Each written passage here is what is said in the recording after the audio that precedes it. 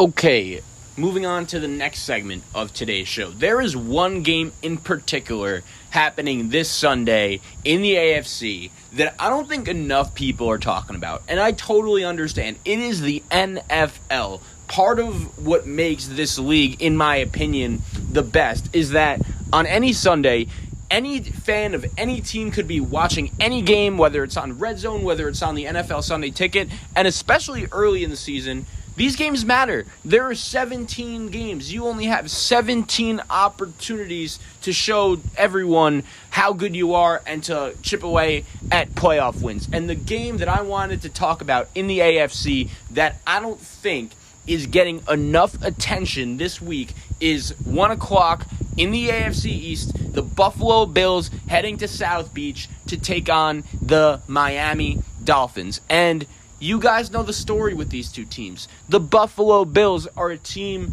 that this season, going into it, it had a lot of hype. This is a season where Bills fans in Orchard Park, New York, for the first time in a while, really had some Super Bowl expectations. There were plenty of people saying that if anyone in the AFC could beat down and challenge the Kansas City Chiefs, it's going to be the Buffalo Bills. And they were in the news a little bit this offseason as they decided to pay their young quarterback, Josh Allen, the mega contract, making him one of the 2 or 3 most highest paid quarterbacks in the NFL. And it's weird with Josh Allen because he was always a guy that coming out of college, he was big, he was raw, he was athletic, he had a huge arm. But to be honest with you, I was concerned about his accuracy. I was concerned about the fact that he was playing in the Mountain West at Wyoming. And when you transfer that to the NFL,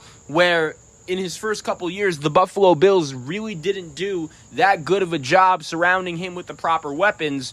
He struggled in his first year. He was legitimately a bad NFL quarterback as a rookie. In year 2, he got better. I'll give him credit. He was able to bring the Buffalo Bills to the playoffs, and he had a lot of Bills fans optimistic. But you guys remember that playoff game against the Houston Texans? They totally fell apart in that game. I remember in the beginning, Josh Allen was looking really good. He was catching touchdowns in the end zone, but then in the second half of that game, he absolutely choked it away, and it was just clear Deshaun Watson on the other sideline for the Houston Texans was the better quarterback. And then last year, albeit with no fans in the stand, it was a weird year. Josh Allen balled out. He put himself on the map, and really, in most people's eyes, he was considered one of the best quarterbacks in the league and an MVP candidate. However, even though Josh Allen was really good last year, there were still some moments where I watched him and I said, wow, what are we doing here? He would make 2 or 3 throws a game that really would just make you scratch your head, and you're thinking to yourself, what did I just watch?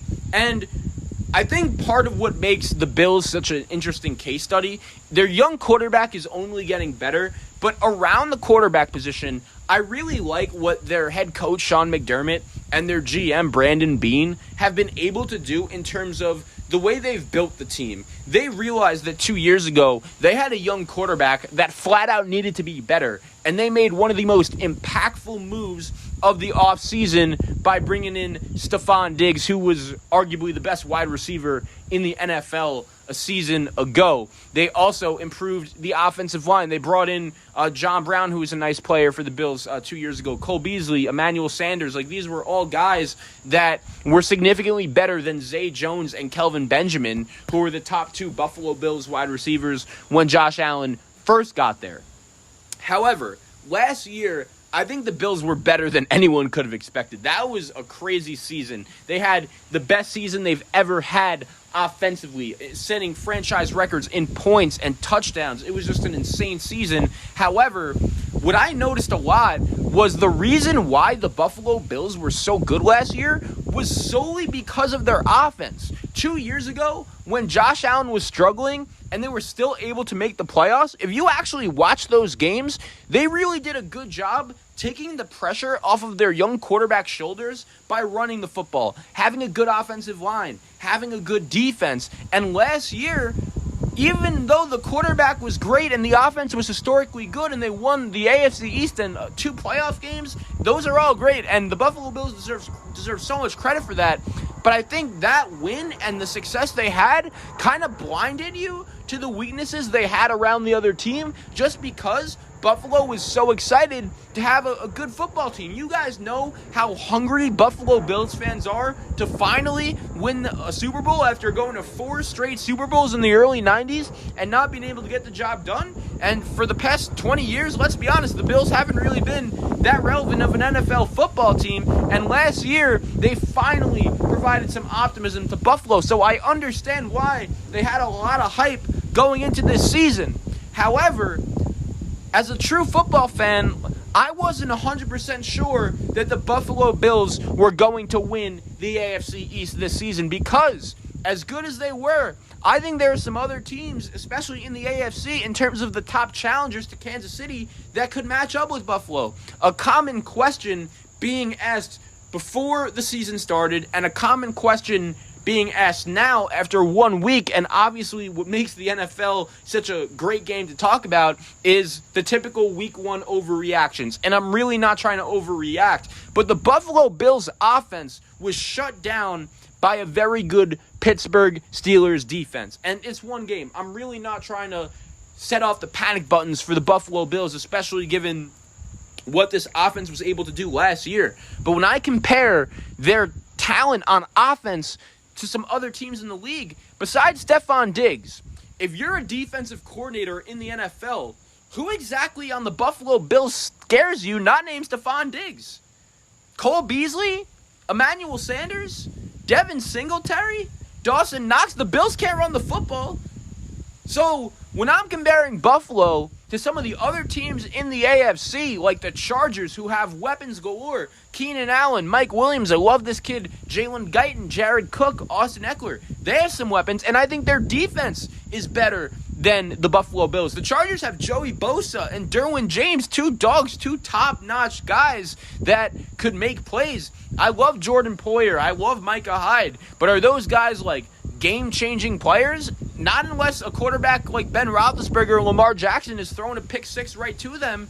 Like, I just don't know how good the Buffalo Bills are going to be if Josh Allen doesn't have the same crazy season as he had last year. And to be honest with you, I don't think Josh Allen, for the rest of his career, is going to be that same quarterback we saw last season, because last season was just too insanely good. He was literally the most improved player in NFL history last year. It was a phenomenal season. He deserves credit, but I just want to see him put up those numbers again for a full season. And last year it was so good, I just think it's unfair for me to expect those numbers again.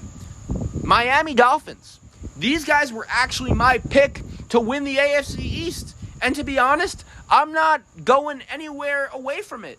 I think the Miami Dolphins being able to get the win in Foxborough in week 1, when really the whole world was just saying for the whole offseason how bad of a quarterback Tua Tagovailoa is, and I totally understand his first year in the NFL, he wasn't perfect.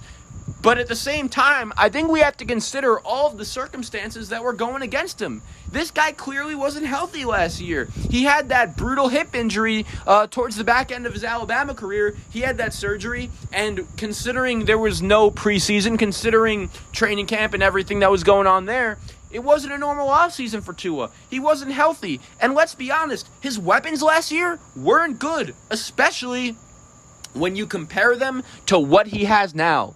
Last year, he was throwing to Jakeem Grant and guys like that. Another receiver from Rutgers, I'm blanking on his name. But like Jakeem Grant and Isaiah Ford, that's who I was thinking of. Isaiah Ford, like now he has Jalen Waddle and Will Fuller, who I totally understand didn't play in week 1. But Tua has better weapons. He has a running game. He has a better offensive coordinator. Did anyone watch Chan Gailey call plays for the Miami Dolphins last year? That offense was straight out of World War II. The Dolphins weren't asking Tua last year to throw the ball more than 10 yards. And I understand he wasn't healthy, but let's face the facts, guys. This guy dropped dimes at Alabama. I don't think he just forgot how to play football all of a sudden. And even better, if you're a Dolphin fan, I don't think you need Tua Tagovailoa to be the next Brett Favre in order for your football team to win games. I really don't.